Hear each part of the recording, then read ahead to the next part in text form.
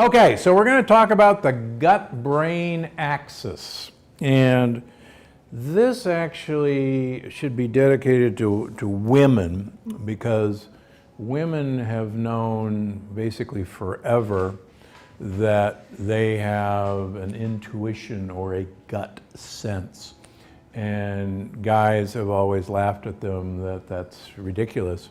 But in fact, with each passing year and with more and more research, we're beginning to realize that we have two brains. And years ago, there was quite a popular book called The Second Brain, which detailed the fact that there are more neurons, the cell of the nervous system, lining your gut than there are in the entire spinal cord, which connects the brain to all the rest of you. So the phrase was coined the second brain. But in fact, I'm going to make an argument in the upcoming book, The Longevity Paradox, that in fact your brain up in your head should properly be called your second brain, and that your first brain should be properly called your gut. Now that's a pretty bold statement, but with the previous lecture we talked about the fact that around 90% of the cells that make you are living in your gut, and that 99% of all the genetic material in you is contained in your gut and your skin, not human cells. And that most likely we have uploaded information processing to our gut for most of the functions that we need to do. Now, when I was in medical school, and even up until a few years ago, we thought that a lot of the hormones that affect our mood, among others serotonin, and affect our sleep, melatonin, initially we thought they were made in the brain, but then subsequent research showed that we thought that they were made in the neurons in the gut and then sent to the brain. Well, now it's clear that most of the hormones within us are actually made in the gut themselves by bacteria. And if we have the time, we'll talk about one of the amazing effects that Roundup, glyphosate, has had on poisoning our first brain. And I think that has huge implications on the rates of anxiety and depression that we currently have in our country and other Western countries.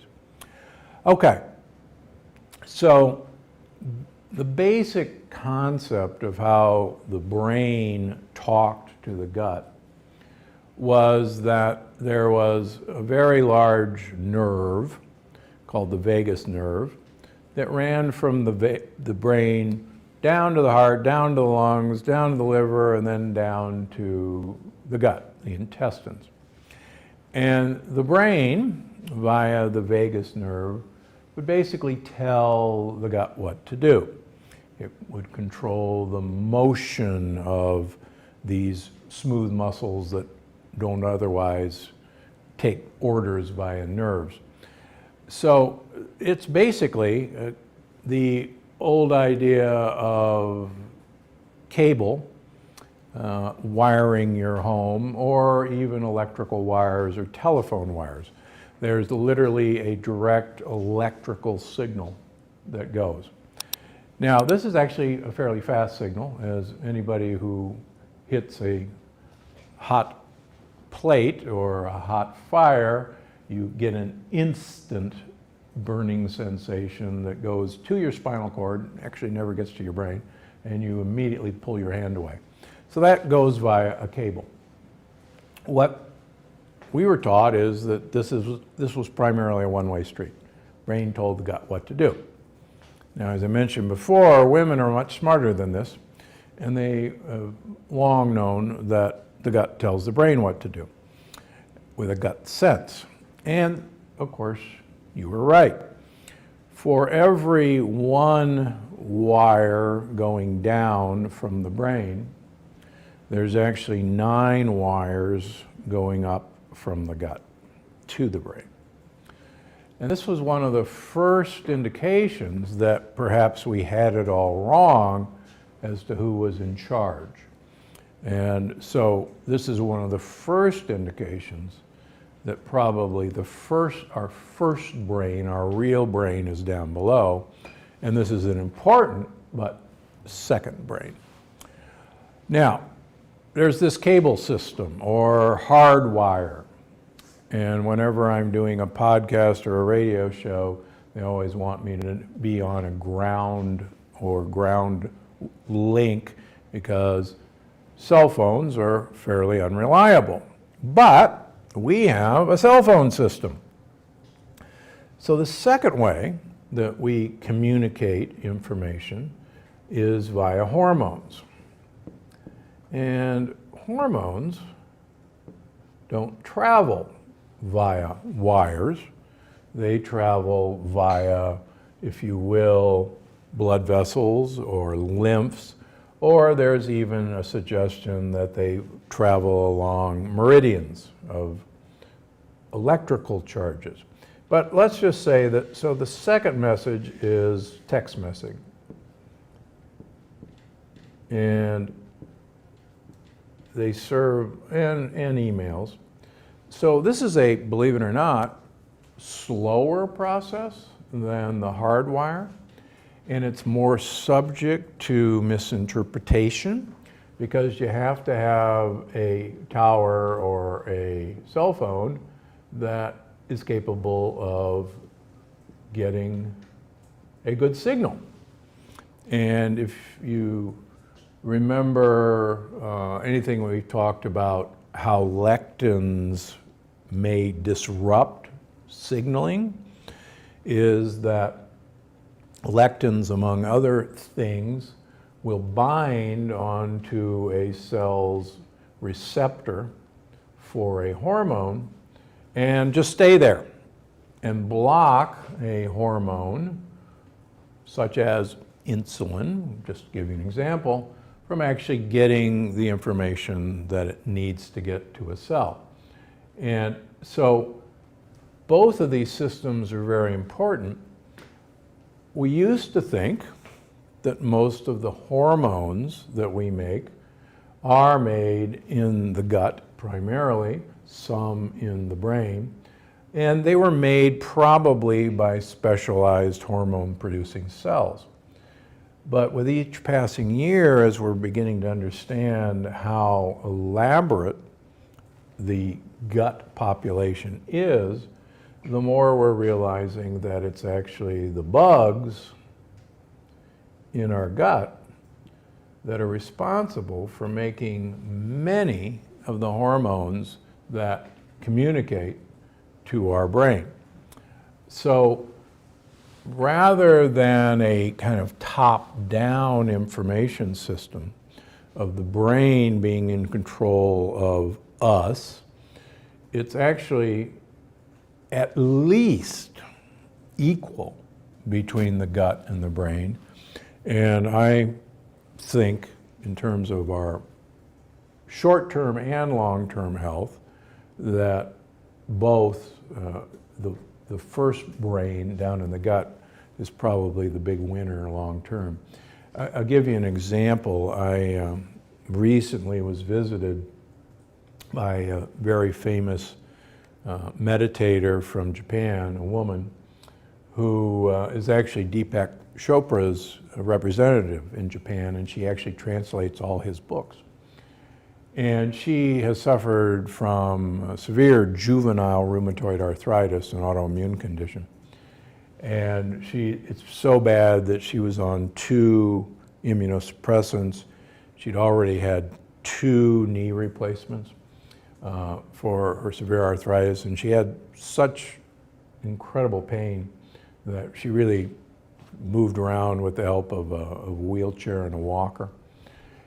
And she firmly believed that she could meditate her way out of this condition. And I think that's very admirable, but clearly it wasn't working. She also followed an Ayurvedic diet and with large amounts of brown rice and legumes as her principal diet. And she took all the usual suspects. She took lots of anti-inflammatories like turmeric, and to no avail. And apparently she was in Vancouver, Canada last December when an acquaintance handed her the Plant Paradox.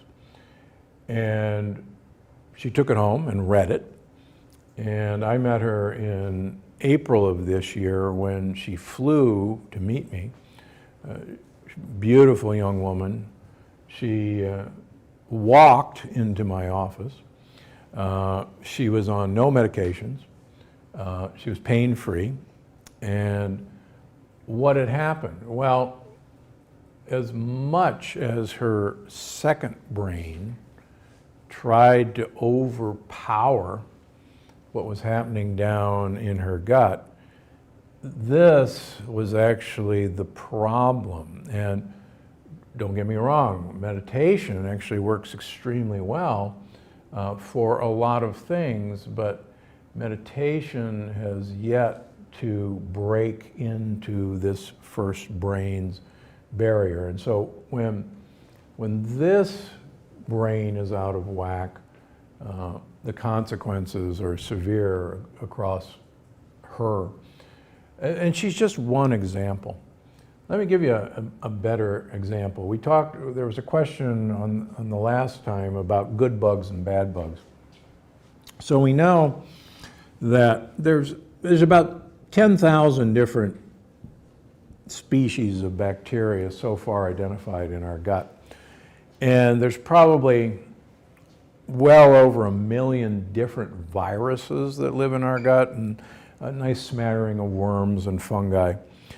And we're just beginning to figure out what all these guys do, but we can classify them generally as good guys and bad guys.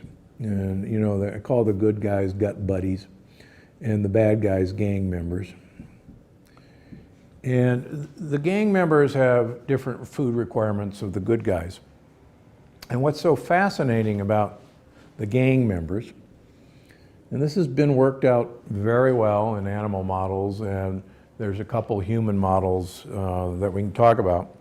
So the gang members love sugars, simple sugars, and they love saturated fats. Love them. The good guys can't live on this. And what we now know is that the gang members send text messages up to your brain, to your hunger centers. And the text messages basically say, you're hungry. We want more to eat. And we actually want more of the things we eat. And we want more sugar, and we want more saturated fats.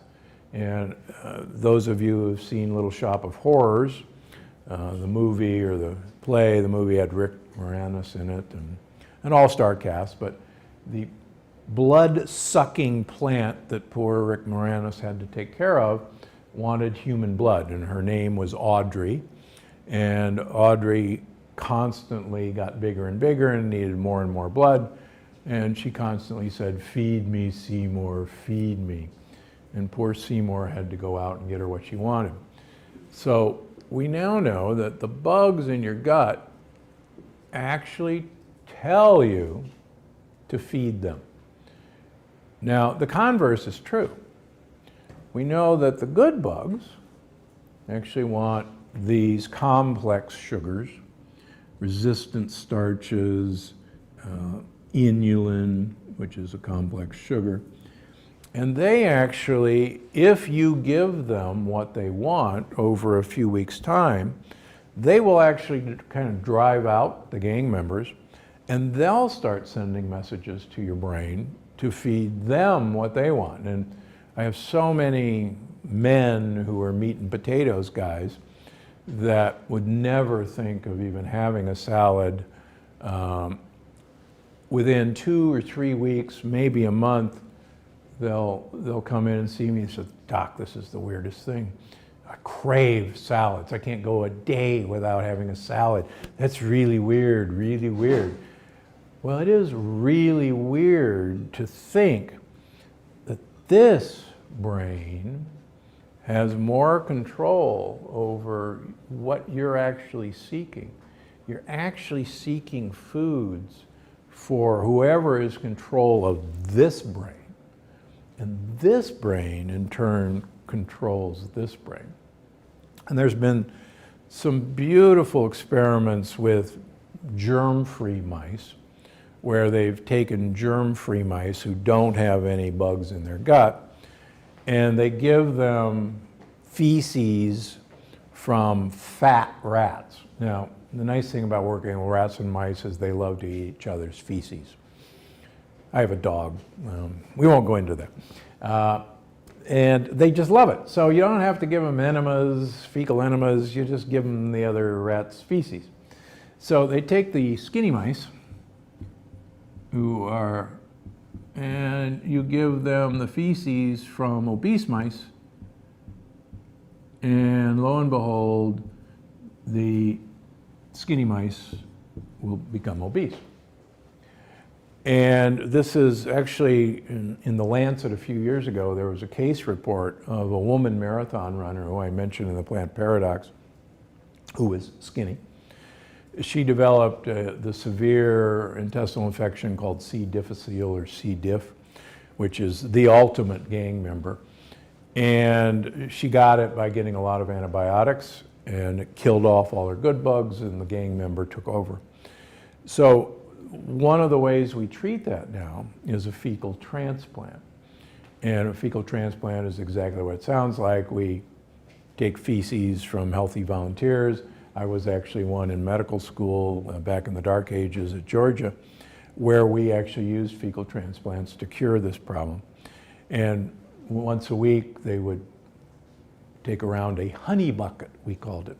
And medical students would take a crap in it, and then we'd put it in a Waring blender, a Vitamix, and homogenize it, and then we put it in an enema bag and shoot it up one of our patients' rear ends. So that's a fecal transplant.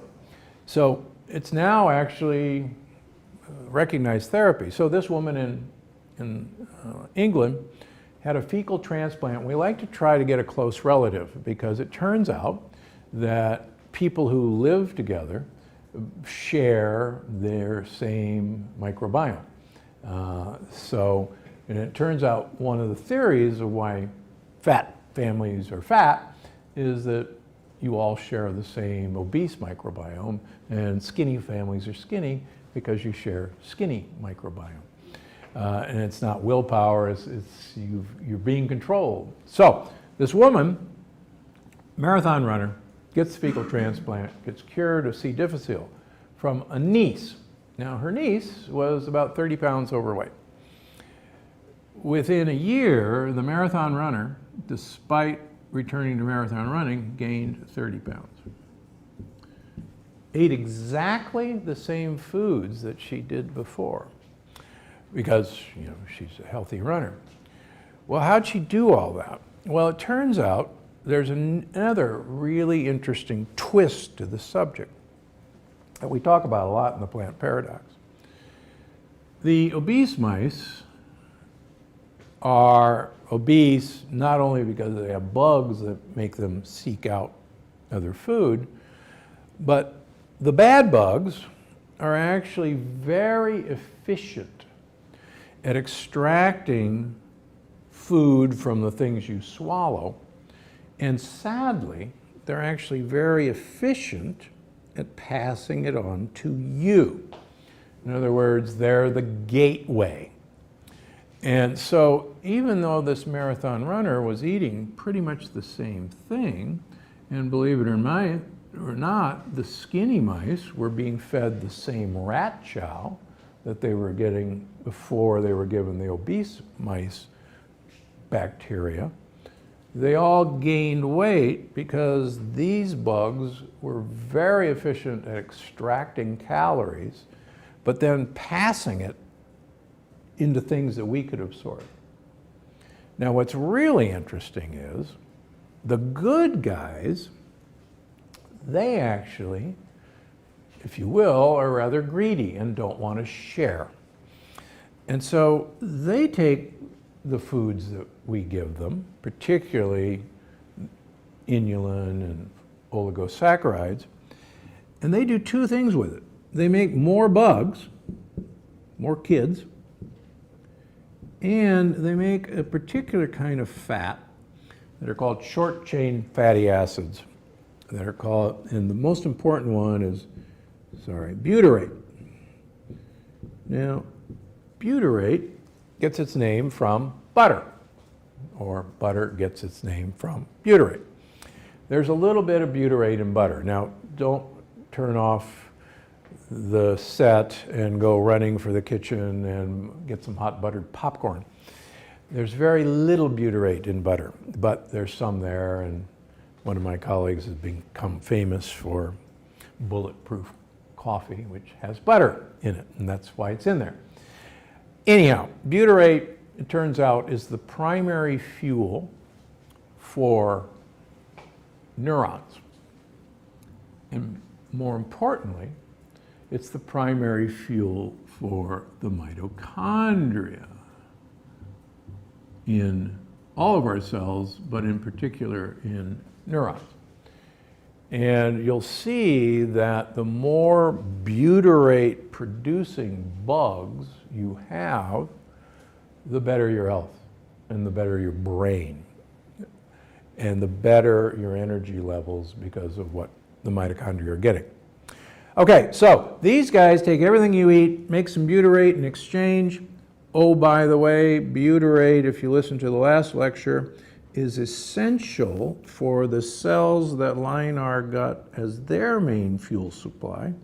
And the more butyrate they get, the plumper and healthier and happier they are, and the better off you are long term.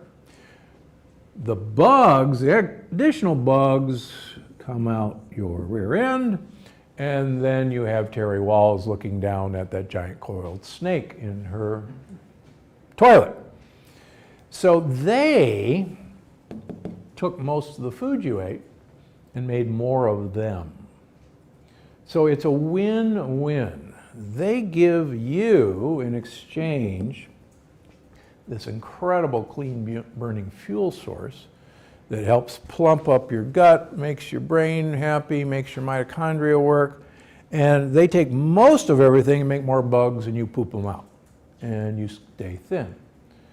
And again, that's why you can have someone like me, who lost 70 pounds doing this, or Kelly Clarkson, who lost 37.5 pounds without exercising.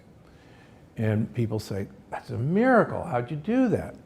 Well, she got rid of her gang members by starving them to death. The good guys moved in. They ate most of what she swallowed, and in return, they gave her what she needed to go on. And so what we see with most people is that weight loss is basically a side effect of getting your gut back into order. And it's a side effect. You don't have to, this is not about deprivation. This is not about, I've got to have willpower. Willpower comes from here. The willpower you want actually comes from here when you've got text messages from your good bugs saying, feed me the stuff I want. And the bad bugs are no longer giving you information to seek out the stuff that they want. Okay, now, let me, actually this is a good time to talk about glyphosate or Roundup. Roundup is now ubiquitous in all Americans, all North Americans. Roundup used to be, most people have heard of Roundup as what we spray on our weeds in the yard. But Roundup was originally developed for GMO soybeans. And Roundup is an herbicide. It kills plants. And it does so by blocking a hilarious pathway called the shikimate pathway. And it allows plant cells to divide and reproduce. Humans do not use the shikimate pathway. And so when Monsanto invented Roundup, they assured us that Roundup was perfectly safe because we don't have the shikimate pathway to make cells. What they didn't tell us is that bacteria use the shikimate pathway to reproduce. And so Roundup initially was sprayed on soybeans, subsequently was sprayed on corn, canola, and sugar beets. Now Roundup is sprayed on almost all conventional grain crops as a harvesting agent. And I won't bore you with the details, but it's much easier to harvest corn or soybeans or wheat or rice or canola if the plant's already dead. Makes it far easier to separate the seed from the plant. So now Roundup is sprayed on conventional crops so that these very expensive harvesters can be at a particular field on a particular day when the crop is dead. Now, so now Roundup is on all of these products. It's then fed to our animals as feed. Now, nobody goes around with each individual kernel and wipes off the Roundup. It goes into the animals. It then becomes part of the meat, whether it's a chicken, whether it's a pork, whether it's beef. It's now part of the beef. Then it also goes into our feed. It goes into all of our cereal products, all of our bread products, all of our soybean products. It goes into almost everything we eat. It goes into all of our corn products. And so it goes into our wine. Almost all California wines have glyphosate, including a few of our organic wines, because the fields next to the organic fields were sprayed with glyphosate. In fact, I was talking to a winemaker in Santa Barbara County a couple months ago, and we were looking at their biodynamic and organic, and we were looking at one map of his field, and I said, well, now how about this one?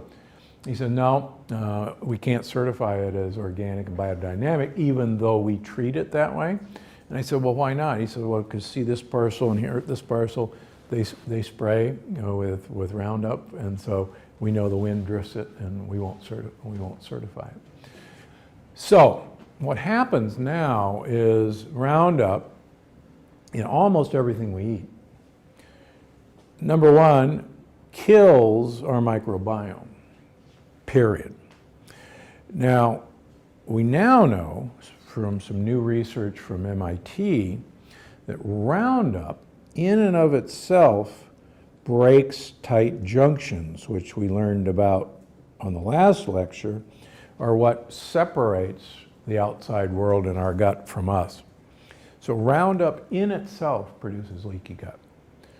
But what's worse is these gut bacteria are essential to take the building blocks of serotonin and melatonin, serotonin, the feel-good hormone, melatonin, the chill-out hormone, and take those essential building blocks away.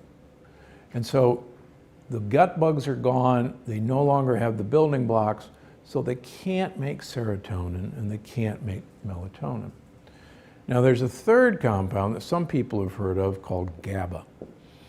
Now GABA, there's two hormones, the excitatory hormone, which is dopamine. Anybody who is addicted to video game is looking for a dopamine charge. Any gambler is looking for a dopamine hit. GABA is the calm down hormone. It tells things, the nerves, to chill out. GABA, we now know, is also made primarily by gut bugs. So is it any wonder that we've got an entire multiple generations, at least 2 generations, of anxiety, depression, on edge, and nothing really and nobody can sleep. And it's all because we're systematically destroying. This brain is okay so far, but then the next problem happens. Okay, so neurons make connections with other neurons, their social network, to exchange information. And they send out all these dendritic processes. I gotta stand over here, don't I? So neurons are so important that they have their own handlers, their own bodyguards. And they're called glial cells or microglial cells. And they're part of the immune system. They're white blood cells, so they're specialized. You might think of them as the Secret Service. These guys are so important that they kind of care for the neuron and they protect them. Okay, so that's great.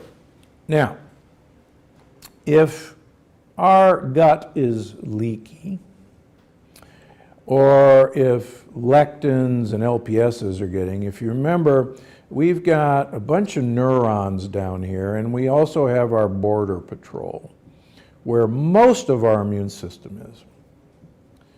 And the border patrol's job is to alert you, me, our rest of our immune system about a pending attack. So when lectins and LPSs and bacteria get through our gut wall, helped by Roundup, text messages, which are called inflammatory cytokines, hormones, are sent up to the brain. And they say, oh my gosh, we're down here in the hinterlands, the wall has been breached, the hordes are coming, protect the neurons at all costs. So we now have some very elegant pictures, particularly from Harvard, MIT, and Stanford, and UCSF, where these defenders of neurons turn into Pac-Man. And they actually eat these dendrites and prune them back. And you can think of it as pulling back the troops from the front lines. I like to think of it as pulling up the drawbridge over a moat as the barbarians are storming the castle. And so they can actually finally get the neuron isolated, and then they get so good that they encircle the neuron to protect it. And the neuron, just like you pulled up the drawbridge on the castle, if the horde surrounds the castle, waits them out, the inhabitants will starve because they don't have anything to eat. And what we're seeing now in dementia and Parkinson's and Alzheimer's is these clusters of dead neurons surrounded by their bodyguards. Now, in Parkinson's, it has a name. It's called a Lewy body. And this is a characteristic finding of Parkinson's disease. Now, these Lewy bodies occur in a part of the brain, I love this word, the substantia nigra. It's just a great word. And that's the motor control area of the brain. And that's where all the dopamine cells in the brain are. And so the substantia nigra, we see all these Lewy bodies. And oh, by the way, besides text messages, we know that lectins climb the vagus nerve up to the brain and attack and head for the substantia nigra. This has been proven in animal studies, but it's also been proven in humans, where a number of humans used to have an ulcer operation where we cut their vagus nerve to cure their ulcer. And it worked pretty well, actually. But these people have been followed for years and years and years, and people who have had their vagus nerve cut have about a 40 to 50% less chance of having Parkinson's than people who don't have their vagus nerve cut. Interesting. Okay, so finally, tying it all back together. So Lewy bodies are the hallmark of Parkinson's, dead neurons surrounded by goji berries. Goji berries, glial cells. Goji berries are evil. Got that in. So, researchers, neurologists were wondering why Parkinson's patients had bad constipation. They do. And they said, well, it must be because the vagus nerve doesn't tell the gut to move right. Well, they did some animal experiments and said, you know, we should look at the neurons in the gut because there's lots of neurons in the gut and they're in control of movement. So they started doing biopsies in animals with a model of Parkinson's. And lo and behold, down here in the gut were the dead neurons surrounded by glial cells. Lewy bodies. They're down here in the gut. What the heck are they doing down there? They're supposed to be up there. So then they took early Parkinson's patients and do what are now called transcolonic biopsies, where you take a colonoscope, and lots of people have had a biopsy of a polyp, but they go all the way through the wall of the colon and bite off some tissue just beyond. And lo and behold, in human guts of early Parkinson's, there's the Lewy bodies. So what we now know is that Parkinson's begins in your first brain, in your gut. And then that information is communicated to your second brain that the war is on and protect the troops up here. So the more we learn about the first brain, the more this important brain gets relegated. So lastly, Alzheimer's. Everybody knows about amyloid plaque. It turns out that amyloid plaque doesn't start in the brain. Guess where it comes from? Amyloid comes from the gut, and it goes to the brain. So the reason we're having this epidemic of dementia, of anxiety and depression and sleeplessness is all because our first brain has been destroyed and under assault, and our second brain is suffering for it. Questions? I had a question. I've been trying to lose weight, and I've always drank Diet Cola. Now I'm hearing that it's not very beneficial. Where does diet soda figure in with all this good bug, bad bug stuff? Two reasons. Almost all the diet sodas on the market have an artificial sweetener that causes gut dysbiosis. It actually makes bad bugs flourish and good bugs go away. Perhaps equally as important is you have no sugar receptors on your tongue. You have sweet receptors. And they're there, 2/3 of your tongue are sweet receptors. They're there to tell your brain that you just hit a fruit tree and that it's summer and the brain ought to be ready for a bunch of sugar because you just ate it.